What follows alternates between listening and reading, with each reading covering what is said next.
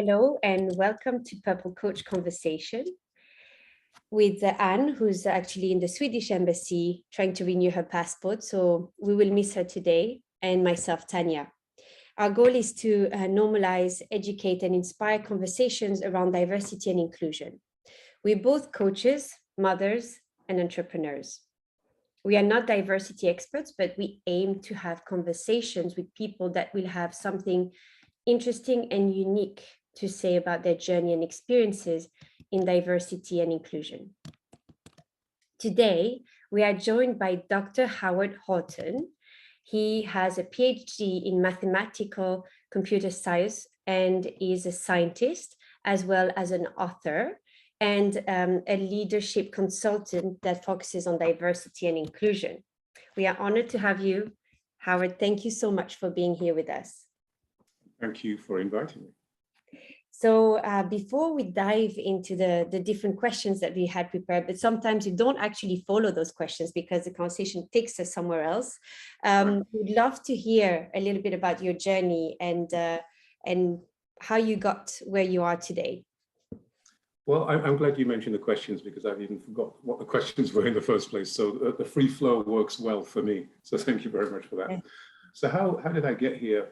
It's kind of an interesting story because I guess when I was much younger, when I was a teenager, I recall maybe around the age of 13, when I was at comprehensive school, I state that as if it's a badge of honor, you know, having gone to a comprehensive school rather than a private school. That seems to be quite topical now in the sort of election debates that we're having on TV.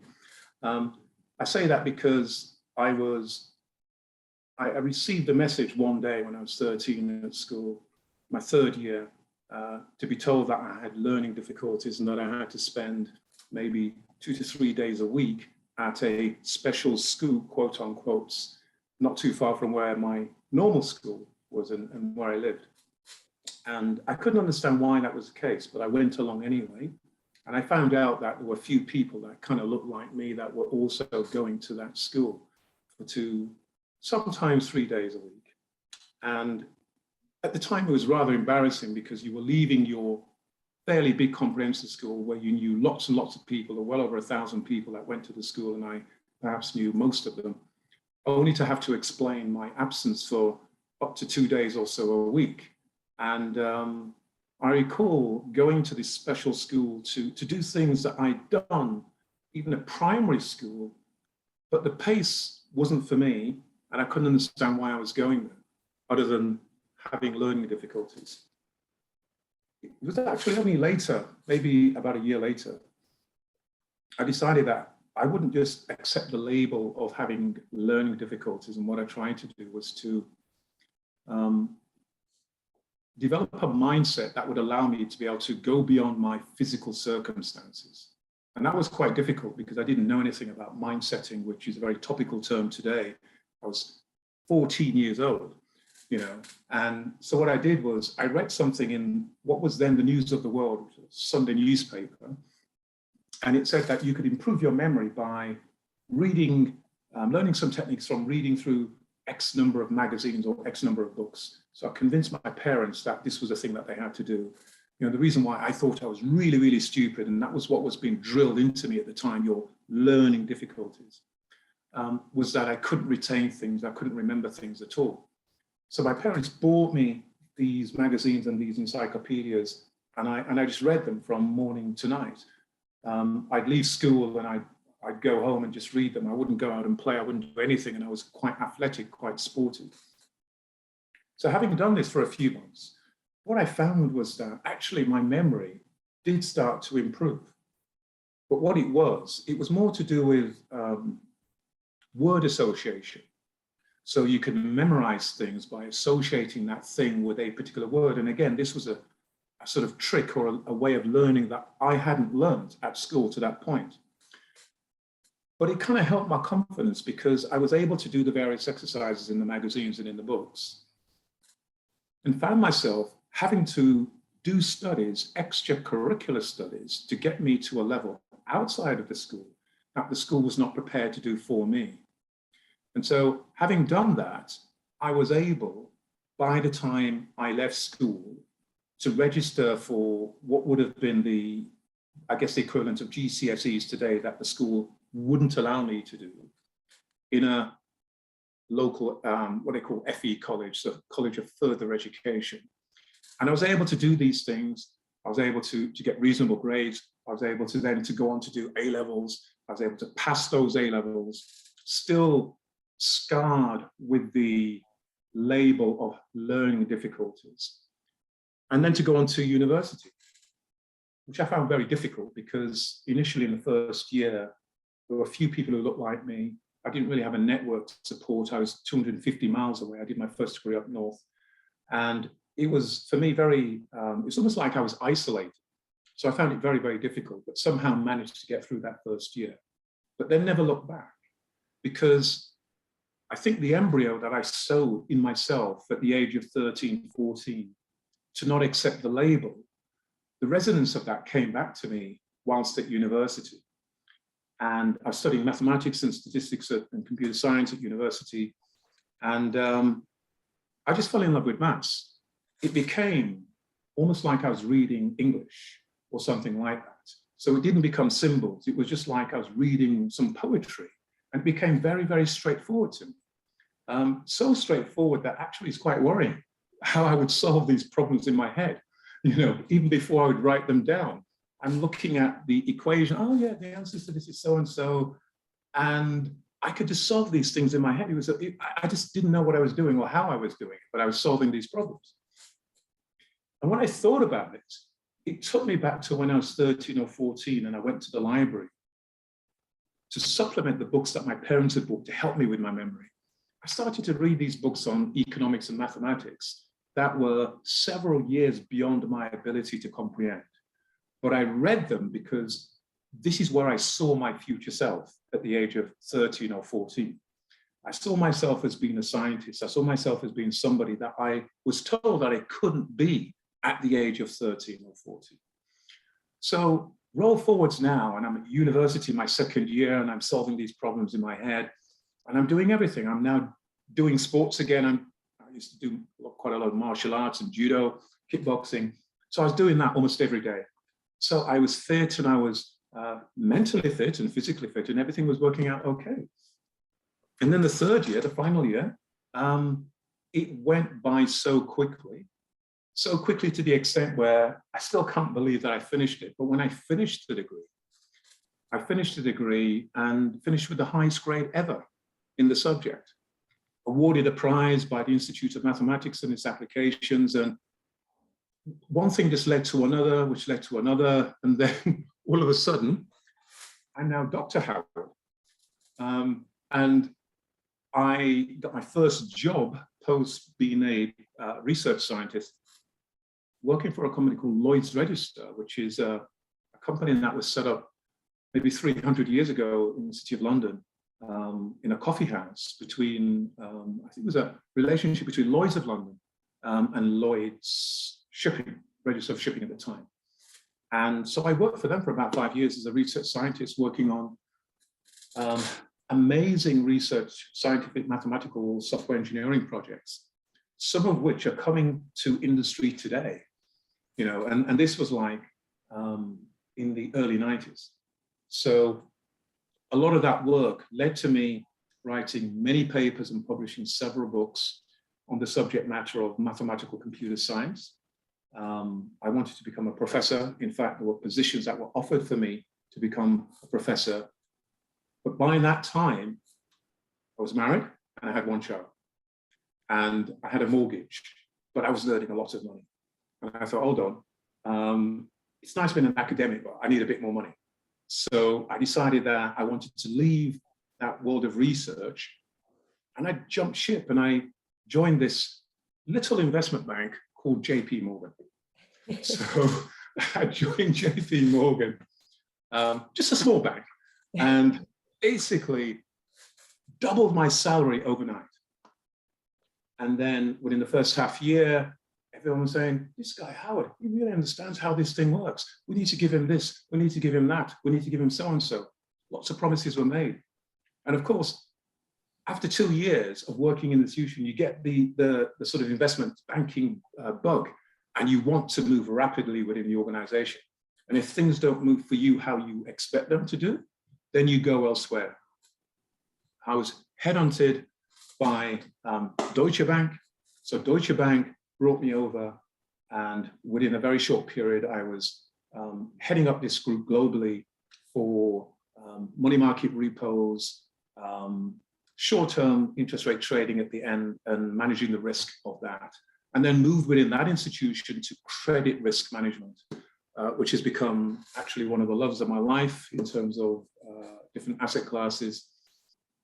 And then got headhunted by Merrill Lynch, moved to Merrill Lynch, to essentially set up a sort of quantitative group there for pricing, structuring credit derivatives, which is very new at the time. So CDOs, collateralized debt obligations, credit default swaps, and managing credit risk. It was just a great job.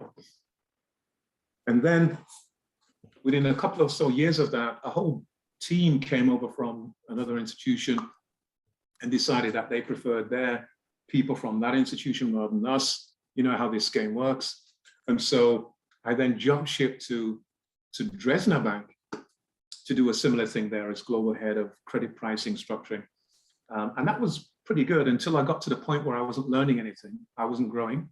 And then I decided that I had to leave. So the question was, how much would they pay me to leave? And so basically, I got what I wanted to leave and then set up my own company. So I set up that company and I've never looked back since. So, you know, I do a lot of work for investment banks and regulators around the world in terms of helping them to be able to better manage risk, whether they are at different stages of Basel or not. And that seems to work well, you know, for them and for me. So I do that quite a lot. I lecture at King's College London, do lots of different things there, computer science, mathematical computer science, computational finance, but still quite heavy on the research side. But I've been working in the background on ideas for leadership for a while. So I'd actually moved to Jamaica, which is a great place if you've never been. Everyone looking at this video right now, just book your flight and get over to the Caribbean right now. So I went over there because I was doing increasingly a lot more training in the Caribbean and Latin America, and I wanted to set up a company there. So I set up a company, which is a subsidiary of the business that I set up here in London, and found myself going from one thing to another. It started off with me developing a credit scoring tool, kind of analogous to what you would be assessed with if you go and try and get a loan from Barclays or whatever over here for a mortgage. So it would do something similar to that. So I developed that for them and they liked that a lot. And then another institution heard about that and said, can you do a similar thing for me or for our shop? And then a government entity, we don't have that in the UK, but in Jamaica, everyone has to pay something like maybe 2-3% of your salary into a government scheme, which allows you at some point at the end of 7 years to reclaim a portion of which you could add as a contribution to a mortgage. So essentially, it's like a sort of national housing trust, like a fund. And it works well for those people at the lower end of the socioeconomic scale, but it kind of works for everybody because everyone is forced to put their money into this pool. And so they asked me to help them with doing some risk analysis, developing credit scoring tools. One thing led to another. I just became the go-to guy for developing risk tools and training courses in capital markets. And that started around maybe 2004. It's at 2022, and I'm still doing the same thing. So, you know, right now I'm developing, trying to help them develop a market for short selling, which is something we tend to do quite a lot over here, but it's in a lot of emerging market countries, doesn't happen a lot. So, you know, I'm developing a sort of courses and framework for how they can implement short selling on the Jamaica Stock Exchange there. So through all of the different organizations that I'd helped as a consultant, in some instances, actually sitting as an executive in their office, yet being a consultant for 3 years plus, so much was the sort of strength of the relationship. I learned a lot about leadership in different countries. So obviously I'd learned a lot about leadership, being a leader in investment banks, leading investment banks here in the UK and in the States where I worked, but also learning how that works in developing economies, also in other economies like Asia.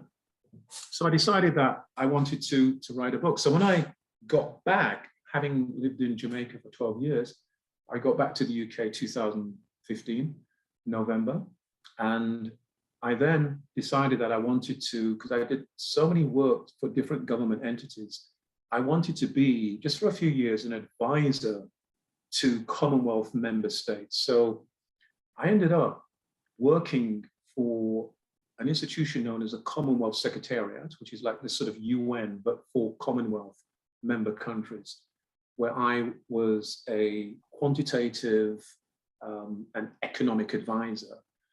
In a nutshell, what that meant was I was advising sovereigns on sovereign wealth funds, how they could essentially improve their sovereign wealth funds, how they could manage debt, so different ways of restructuring debt and managing debt, and helping them to develop tools so that they could automate the management of debt. I got very, very much involved in climate change and climate mitigation and adaptation. So a lot of the work that I've done, some of which has been published as recently as just a year or so ago, has been in sort of looking at ways of restructuring government debt so that you can then implement climate mitigation and adaptation within various countries. So I still do work in that area. But then the leadership thing came to me again, and I said, no, I need to write this book on leadership, because I'm seeing an awful lot of bad leaders, a lot of bad leaders within private sector, a lot of bad leaders within the public sector. So again, in my head, I was writing this thing, just like some years ago when I was solving these mathematical equations. In my head, I was writing this book on leadership, but I could never put it down on paper. And it wasn't until I left the Commonwealth Secretariat towards the end of 2018 that freed up the time to allow me to be able to sit down and focus on writing this book, which is what I did. So I wrote this book and I published this book called Woken Leader, Wake Up the Leader in You. And I chose the term woken leader simply because it annoys a lot of people. And it annoys the government. And rightly so, because I think that, you know, their raison d'etre appears to be, look at our culture, it's wonderful, let's forget history, let's forget how we have got to where we have got to.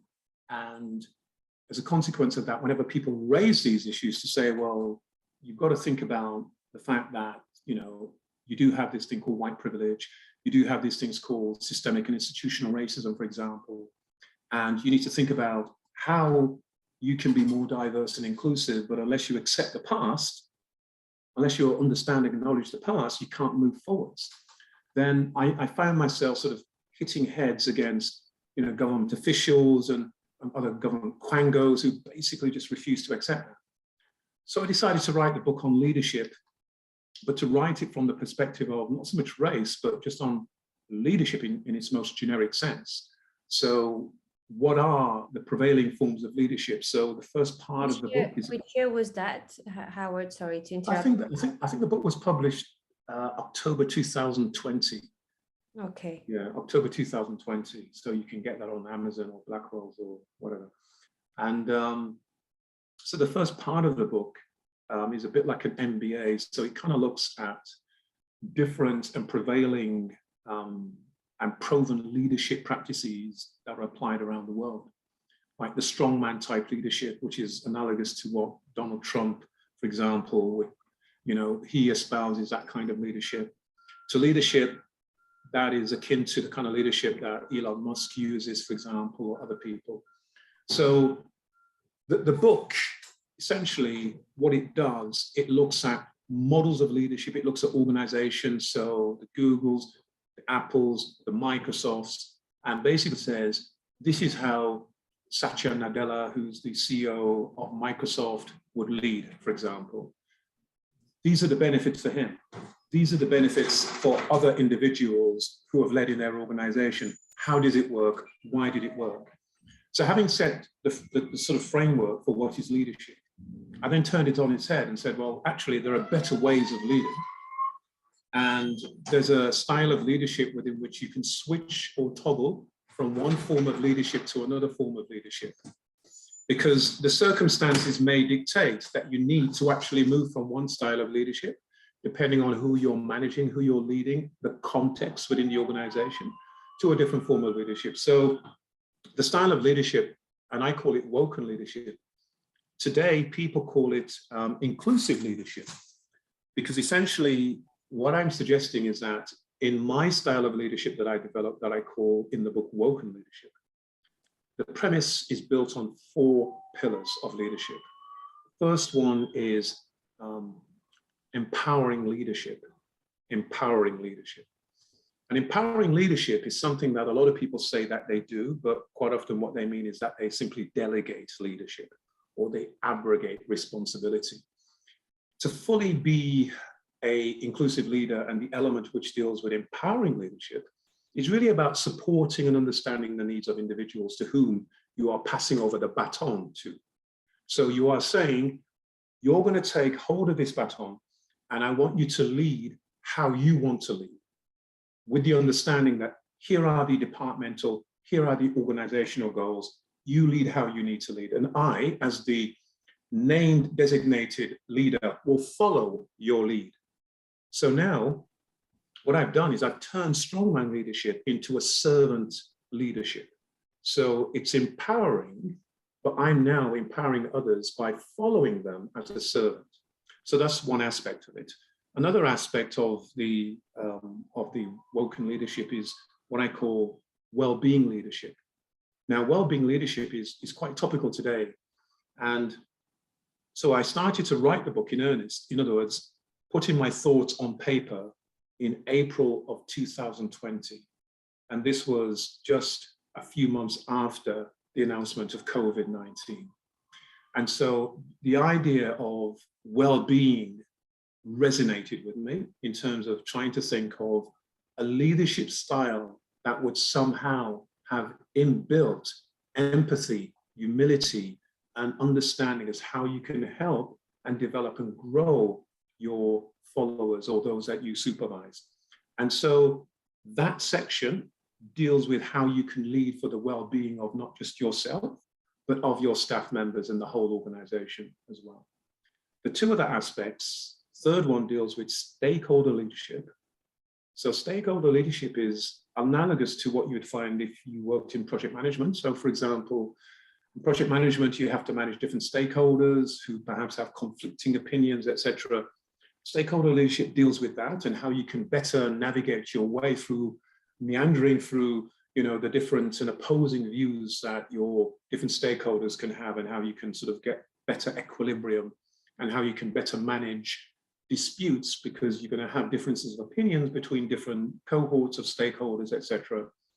And the third one deals with this idea of looking at yourself, but also better understanding others. And I call that reflective leadership. Now, reflective leadership is something which is done quite a lot in this country, for example, in the NHS. So the NHS is, by its nature, reflective in terms of looking at what the symptoms were, what was the medication, what worked, what didn't work, etc.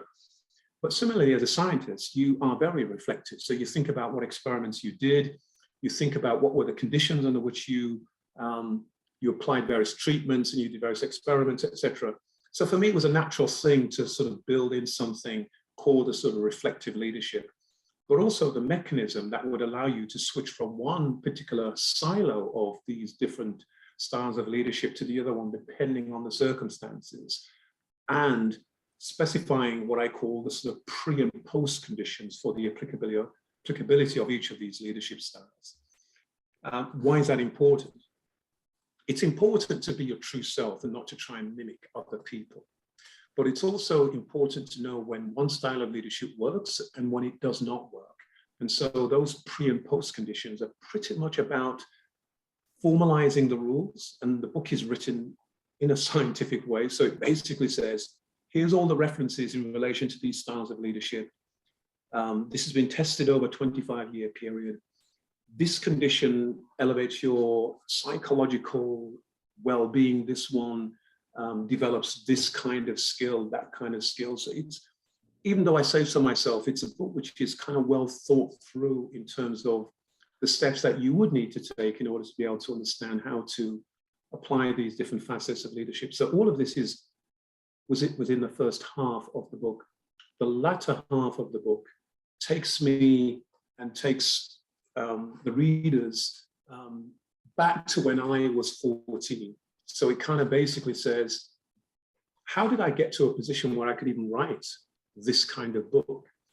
And I kind of reflected on how I got over the labeling that was given to me by others when I was a child. And I wrote down the steps retrospectively, and I said, well, this is what I did.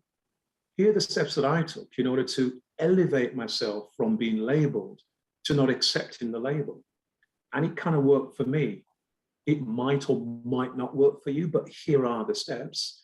And here are the things that encourage me to do the things that I did, so that you get a better holistic understanding rather than just to say, do this, do that. I'm saying, this is why I did this. This is why I did that.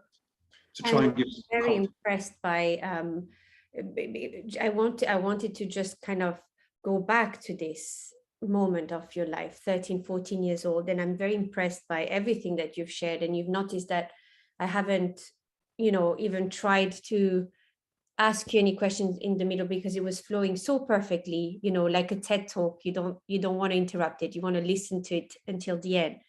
I just want to go back to this, 13, 14 years old. And I can't help but notice a few things. I can't help but notice, when I first talked to you earlier for the first time, how much is actually happening behind the first encounter that we had, when I asked you, so how you doing? Now I understand all the different things that you've been working on. And I can't also help but notice how modest you are, and how quickly you've written that book. Like, if you said you've started in April 2020 and it was published in October, it does sound like you have a real strength, that when you are working on something, you give it your full mind and attention, and you kind of deliver. And that's something that we kind of all struggle, I think, at different pace. You have a fantastic mind that way, that when you set yourself into doing something, you just start, complete it, and finish it. So I just want to tell you that I admire you for that. Just want to go back to, also, maybe that's linked to one of your traits, when you have decided yourself not to accept that label. And when I speak to other people, mentors, and that have achieved great things as well, I find a similarity, that they have themselves accepted that they are not gonna, that they have themselves decided that they're not gonna accept certain things that are being told about themselves, and they manage to overcome it.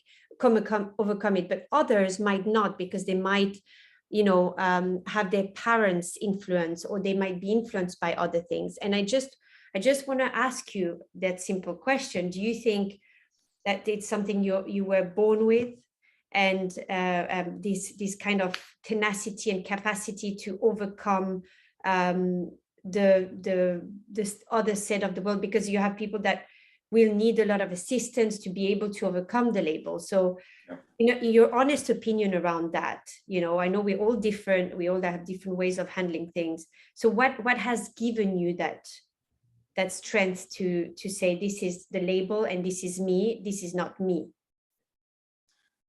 Thank you for that question, because I think it's a question that we kind of all need to ask ourselves at some point in life, which is why? Why do we do the things that we do? And I think for me, it kind of boils down to this. I think when somebody says to me that you cannot, then I need to know why I cannot. And if I don't like the answer, not because I don't agree with the answer, then I want to know why I don't like the answer. And I always found myself to be a bit like that as a child, and maybe that's perhaps the reason why, as a child, I would always get into trouble with my parents. Why? Why don't you, explain to me, explain, why is this the case? And so because of that level of inquisitiveness, I think that I wasn't afraid to say, I just don't agree. Now, when you say that to yourself, you don't agree with what somebody said, you then have to follow that conviction up with action. You have to follow that up with action. And I think this is where some individuals fall short. They simply don't follow up the words with action. And I am somebody who likes to follow up with action. Now, for me, for example, the crux of it was that in later life, I realized that racism is a real thing here in the UK. And it's a very powerful thing, and nobody needs to be as overtly racist as they were, maybe even when my parents came to this country from Jamaica. So if you look at the 60s, for example, perhaps even earlier than that, you had much more overt racism and discrimination. You had killings, stabbings, all kinds of things, bricks being thrown through windows, which happen perhaps today, but happen less frequently. And what I found myself thinking about was the why these things happen. And I rationalized it, and I understood that actually there was no difference between me as a Black person and my friend, for example, as an Indian, or my friend as a white person, absolutely no difference at all. In fact, I remember as a child not noticing these differences and only understanding differences when others told me that there were differences. And so I then had to reason about why I was being told that there were differences and then rationalize them. And in some instances, when people close to me told me that there were differences, I think they were telling me because they wanted to protect me. And sometimes when outsiders were telling me that there were differences, is because they wanted to ensure that I remained an outsider. And so from that perspective, I had, I guess, the benefit of understanding both sides. So I decided that what I wanted to do was to tell truth. And it's difficult to tell truth when you're emotional. So, you know, when you're angry, people look at you and say, there's a mad Black man or there's a mad woman over there, and settle down, you need to be quiet. Yeah. So my thing is, I apply rigorous arguments to the things that I say, and I use evidence to do that. And so I would say, I just wrote something glibly just last week, just looking at the leadership election that we're currently having now in the UK for, you know, the leader of the ruling party. And so I did some analysis on diversity within the House of Commons. So I looked at the House of Commons and I noted that there were 67 members of Parliament that identify as being Black, Asian, or minority ethnic, which is a category that we give here in the UK for people who are just not white. Black ethnic minority, you know, Asian minority. And so when I went through all of the different names, I then bucketed them into the different political parties that they belong to. And then I did some statistical analysis. And what I wanted to do was I wanted to be able to see if you were Asian or Black, because if you're Black or Asian, that's 20% of Black, Asian, and minority ethnics. So I wanted to see whether being Black or Asian impacted which particular party you belong to. So I did some statistical analysis, and normally the probability that you would get if you were doing, let's say, it's not quite a chi-squared, but it's a similar statistic. The probability would be comparable to 5%. So the probability that I derived was 67%. What does that mean? It means that uncategorically, you cannot deny that there's no relationship between your ethnicity and the party that you will ultimately vote for in this country or ultimately stand for if you wanted to be elected in Parliament. So what does that mean for policy? Well, what it means then is that politicians and advisors to governments ought to take this into consideration when it is that you're looking at policies for the majority of people. For the minority, you also need to court them, because those individuals tend to vote en bloc for certain types of parties. And so you need to have certain teasers that would bring them into the fold. But even if you were to do that, for example, looking at the Labour Party, there's only one Black male in the Labour Party, but there are several Black females. In fact, the ratio is 10 to 1. And so when you look at these statistics, it's easy to tease out policy. It's easy to say that this particular party is failing Black men because they're not addressing these particular issues. Statistics and data analysis allows you to be able to make these inferences.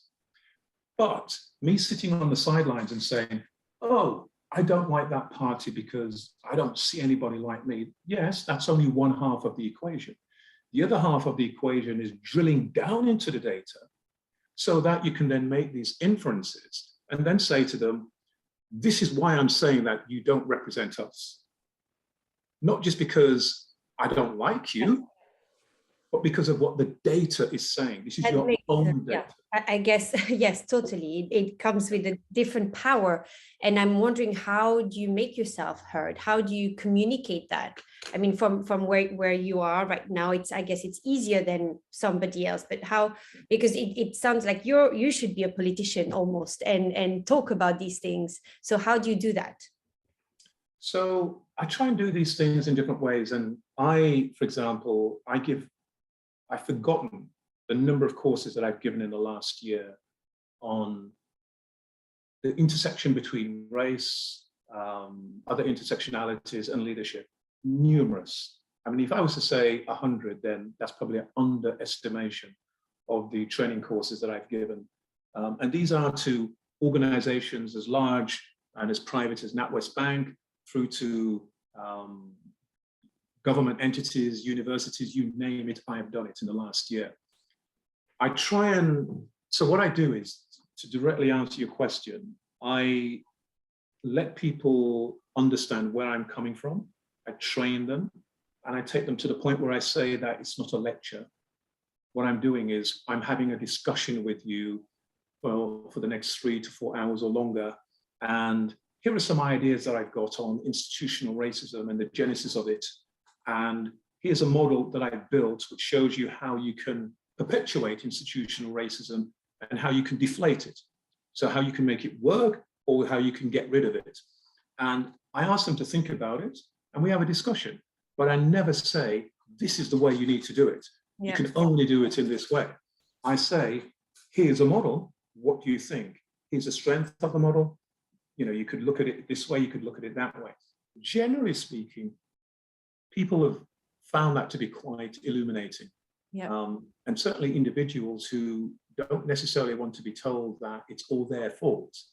So I say to them, well, we've all got biases and we've all got prejudices. And here's a model that I've built. And by the way, when I did my first implicit association test, or the IAT test for, let's say, gender bias or LGBTQ plus bias or any other bias, there was I thinking that I was this learned individual who had no biases at all, only to find that there were subtle but small biases, which suggested that, for example, and I'm not sure if you've done any of these tests, but a simple example would be that if you were to do the racial test on one of these websites, you would be shown pictures of a white person, a black person. You'd be asked to hit a certain key when you saw a black person, when you saw a white person, and depending on your responses and the time of those responses, an analysis would be done at the end to say that you more easily recognize somebody who's white than somebody who's black, for example. Yeah. And because of that way of thinking, you are more biased towards, or you've got an affinity bias, if you will, towards somebody who's more black or somebody who's more white, as the case may be. So in the book, Woken Leader, I kind of speak to this and I say, well, incidentally, there is a way in which if you are right-handed, you could become more ambidextrous, in that you could actually teach your left hand to actually write. You could work with it. In fact, you could decide not to use your right hand for a while and develop that skill. It's a bit like when people say that they've lost a certain sense. So they've gone blind, for example, and all of a sudden they've developed other senses, which have actually elevated their senses to the point where even the sense that they've lost, it's as if it wasn't there in the first place. I love that analogy. I don't know if that means anything, but when I was, for almost 3 years, my dream was to become a left-handed for some reason. And I was practicing writing on my left with my left hand.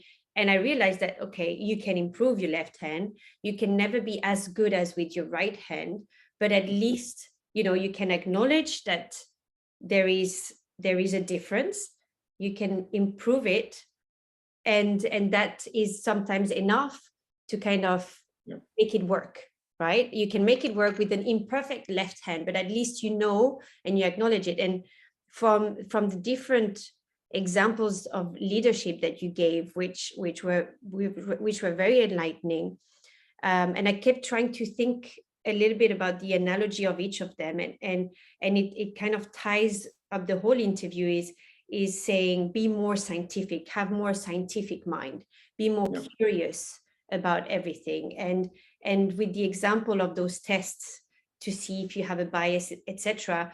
I think that over these years working on this project since George Floyd, from my personal end, I would say that before I wasn't, if I saw somebody of a different skin color, and my husband is Pakistani, and it was kind of the first thing I thought to myself when I saw him for the first time, I said, I didn't look at the skin, but I saw he was different. So there was a difference. And I thought to myself, I was, as he's my future husband. He was my husband. He's my husband for a reason. I was attracted to him straight away when I saw him. And that's something also that science can explain, I guess, in a different way. But I didn't look at the color. That wasn't the first thing. However, now, after 3 years of actually working on diversity and inclusion, and I actually see it, and I think it's a positive to see it and acknowledge that this is there, because tiptoeing around it and not saying what it is, I found that it actually makes you less aware and less understanding. But now I kind of, even sometimes when we have a conversation, I have a conversation with somebody who's different skin color than me, I will say it out loud. Even a client who has a different skin, I will say it out loud. I will say, the fact that you're Black, has that affected your, the way that you see this problem? And before I wouldn't have dared saying it, or I wouldn't even have said it because I didn't know, right? So being curious about all these things, and the empowering leader, what you were talking about your book, the fact that he's empowering because he gives the stick, and he's okay with people doing things in a different way, which is something that we don't really learn at school. So it goes back to what you were saying at the beginning, not being categorized in that mold, but being okay that children do things in a different way. I'm hopeful, being a mom of 3, that now schools have made progress around that. And I do feel a little bit that they have. I'm sure that there's a massive gap. And I want to finish off this interview, because we've said half an hour, but it cannot be an half an hour interview. I'm sorry, this is too good, Howard. So I wanted to ask you, you're a father yourself. How do you deal with this, this inquisitive mind with your, you have a child, one child, or 3? 3. Okay. So how have you dealt with this? And, seeing the different, because we all have a different way of seeing life, as you know, and the behavior is influenced by our genetics, but is also influenced by our surrounding, etc. So can you give me a little bit of detail on the 3 children, how you've dealt with this inquisitive mind? So I've got 3 daughters, and when I speak to my children about my childhood, they say, "Well, Dad, I remember when we were younger, you made us cry." I said, "How did I do that?" You basically did this psychological thing, where, you said that you were going to do something, and there was silence, and then all of a sudden you made a noise, and we jumped up and we started to cry. I said, "Well, okay." I said, "Well, if that was the worst thing that happened to me when I was a child, then I could tell you that I could have been a very happy child." So let me tell you this. I said to them, my upbringing and yours are completely different. I said, you guys have had the benefit of going to regular and private schools, and you've had very good education. And I said, the struggles that I had because my parents came from a different country. They were trying to assimilate, in a sense, in this country. And they were told no blacks, no dogs, no Irish. And effectively, I, in later life, sort of got the brunt of that when it was that I saw what real discrimination was. It's not that you guys haven't felt it, it's just that you've been supported more fully because both I and your mom and other support networks that you have around you have basically sheltered you from that. And we've had conversations from a very young age, which I didn't have with my parents. So I said to them, well, listen, this is what you need to think about. Now, my eldest daughter, she is very, very inquisitive. And actually, she's a bit like me in the sense that she would basically say things like, yeah, Dad, I hear you, but I could never have a conversation with my parents where I would say, yes, Mom, Dad, I hear you, but, I disagree. I would say that in my mind, but I wouldn't say that to them. But they're upfront and, yeah, Dad, I hear you, but, that kind of stuff. And so the conversation that I have with my children, clearly they understand that I'm the parent, I'm the father, what have you. But if you listen from the outside, you wouldn't know what that relationship is. You'd think that it's two individuals who work together. So I treat my children, even when they were young, like they're equals, if you understand where I'm coming from. Yep. So for me, it's like, you're supposed to do this because that's your role, blah, blah, blah. I do this, blah, blah, blah, blah, blah. And we get on fine. So, when I got my kids, for example, to a restaurant or a pub, in fact, with the oldest one, most recently, somebody thought that I was my daughter's boyfriend as I went out to the restaurant with her. And she had to be saying, Dad, this is my father.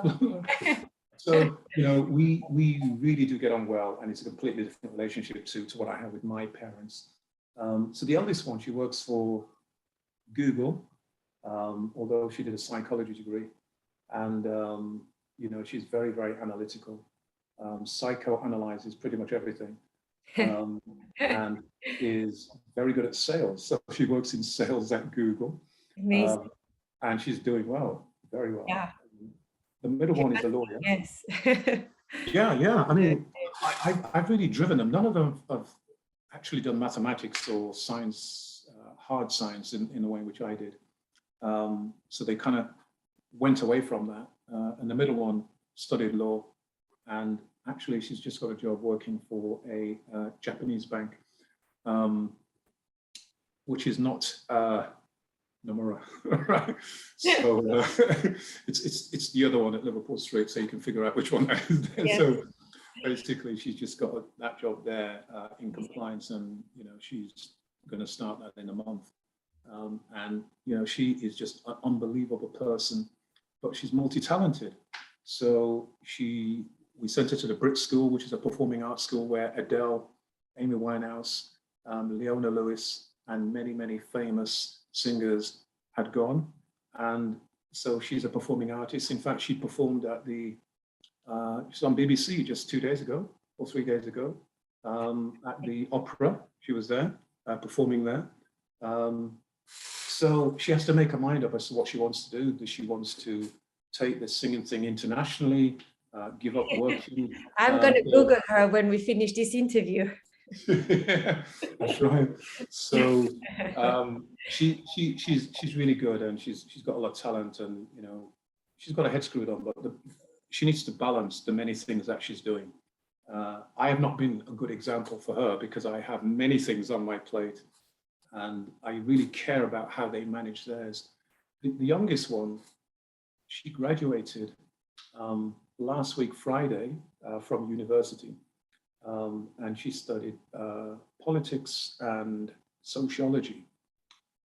And she did very well. I mean, her dissertation, she got a first. And she's very happy now. She wants to earn money, and she wants to have a good life, and I will support her in that endeavor. So all children, all the 3 children that I have, they have had the benefit, I guess, of the benefits that I have had. And if nothing else, I would call that generational wealth. A lot of people speak about generational wealth in terms of money, but actually there's something better than money. And I put it to you in this way. It's a bit like a sort of parable that you would find in the Bible, where if I give you a fish today, I give you a fish to eat, then maybe I've given you a meal that can spare your life for a day. But if I teach you and show you how to fish, then I make it possible for you to sustain your life going forwards and the lives of other people. So rather than for me then to say, well, I've given you money, I'll do everything for you, which of course you'll try and do, I will do more than that. And I will literally give up half of my day, which is what I did for almost every day, my children through their GCSEs, their A-levels, and their degrees. And I will sit down with them and go through their school exams, their questions, and the BBC bite-sized questions that you can get off the internet. I pull all of that down and actually say, this is what your lecturer's saying, or this is what your teacher's saying at school. Here's another way of solving that same problem. And this is how I would do it. And let's do this 3 hours a day, every day, every day. I think this is the example of true leadership. And that's where your leadership is the most tested in parenthood. You know, it's one thing to manage a team in a, you know, on a 9-to-5 job, etc. It's another thing at home with your children, with the emotions involved, etc. So I applaud you for that, and that's something that I am working on myself. But they're very young; they're 6 and 4 years old, my children, and right now it's a lot of emotion and not much, you know, space for the rest. Trying to kind of manage them getting along, them not fighting, them not sharing, and of course it's also mentorship. But it is a lot of test on the emotional of each of us. So yes, I need more of a scientific mind, I guess, at this stage. And you've inspired me to do more of that. Thank you so much.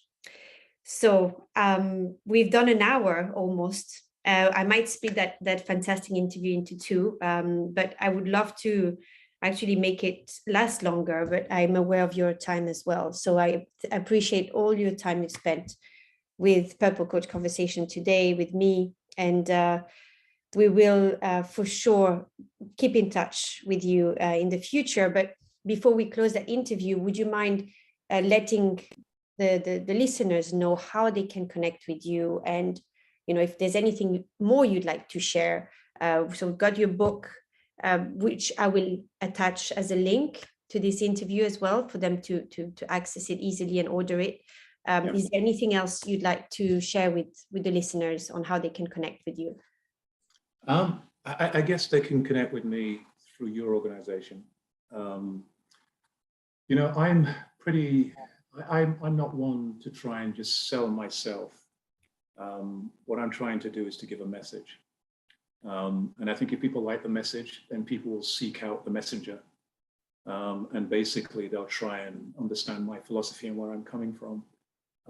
And I think I have a lot to say, but I also have a lot to learn. So I'll be very, very keen to speak to other people like yourself, who also have a genuine interest in growing, not just themselves, but growing a community of people, and building up that community of people, in particular females. I'd say I have 3 daughters, okay? So basically, and I have a lot of brothers, by the way. So from my perspective, you know, I'm somebody who genuinely believes in equalities of opportunity, but more so and more importantly, equalities of outcomes. So if people want to get in contact with me and they share my vision and they share my views, they can speak to you guys. And, you know, we can maybe just have an evening in London somewhere where we can have a meeting. We can go for a wine and cheese, and we can just have conversation with folks. So I'll leave that to you, Tanya. You could set that up. Oh, yes, I will do. But thank you. Thank you for offering this and being so available. You know, like you're like a Pygmalion, you know, wanting to teach others in a very, you know, not forceful way, but explaining the reasoning of things in a very scientific way. You know, you remind me a lot of my father, And he was very much like that. He would spend his evenings with people in banking for free. He would spend time to explain to them certain things that they might not understand, so that they could improve in their jobs and in their career. And he wasn't looking for any reward, but just the reward of seeing that he's done something different and he's left some legacy. So thank you for that. And thank you to everyone for listening. And don't hesitate to connect with me so that you can connect with Howard as well. And check out our other interviews on Purple Coach Conversations. And looking forward to seeing you again soon. Howard, thank you so much. Have a blessed day. Take care. Thank you.